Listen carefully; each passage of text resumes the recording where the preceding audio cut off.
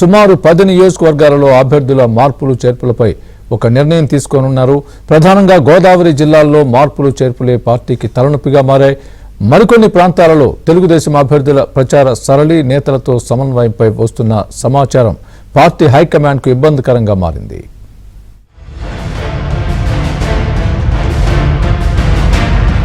ఏపీలో 144 అసెంబ్లీ నియోజకవర్గాలకు అభ్యర్థులను ఇప్పటికే ప్రకటించడంతో పాటు 17 లోక్సభ నియోజకవర్గాల్లో కూడా అభ్యర్థులను ప్రకటించిన తెలుగుదేశం పార్టీ ప్రచారంలో ముందుకు వెళుతోంది.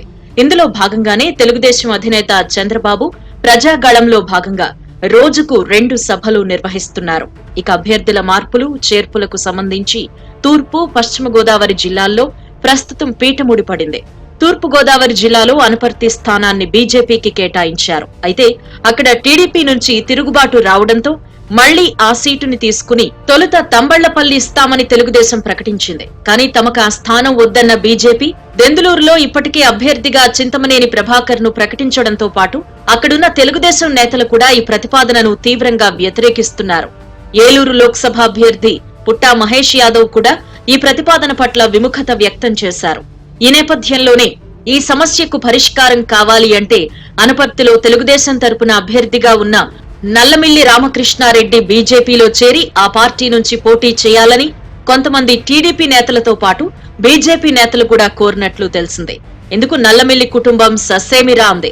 కావాలంటే తాను సైలెంట్ అయిపోతాను అని, పార్టీ మారే ప్రసక్తే లేదని నల్లమిల్లి రామకృష్ణారెడ్డి కుటుంబం స్పష్టం చేసినట్టు తెలుస్తోంది.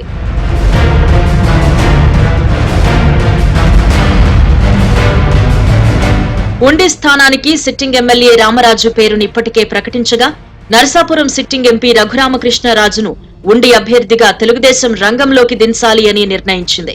రఘురామకృష్ణరాజు తరపున ఆయన కుమారుడు ఉండిలో నామినేషన్ కూడా దాఖలు చేశారు. ఇందుకోసం రామరాజును తెలుగుదేశం పార్టీ జిల్లా అధ్యక్షుడిగా నియమించబోతున్నారు.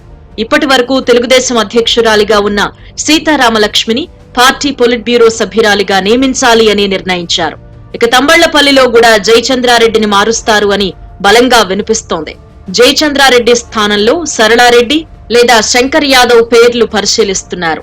అనకాపల్లి జిల్లా మాడుగులలో ఎన్ఆర్ఐ పైలా ప్రసాదరావుకు టికెట్ ఇచ్చినప్పటికీ ప్రచారంలో ఆశించినంత వేగం లేకపోవడంతో అక్కడ మాజీ మంత్రి బండారు సత్యనారాయణమూర్తిని ఎంపిక చేశారు. ఈ సమాచారాన్ని ఆయనకు చేరవేశారు. దీంతో పాటు ఉమ్మడి అనంతపురం జిల్లాలోని మడకశిరలో అనిల్ కుమార్ ను మార్చి ఎస్సీ విభాగం రాష్ట్ర అధ్యక్షులు ఎంఎస్ రాజు పేరును దాదాపుగా ఖరారు చేశారు. ఆయనకిప్పటికే ఈ మేరకు సమాచారం కూడా హైకమాండ్ నుంచి అందింది.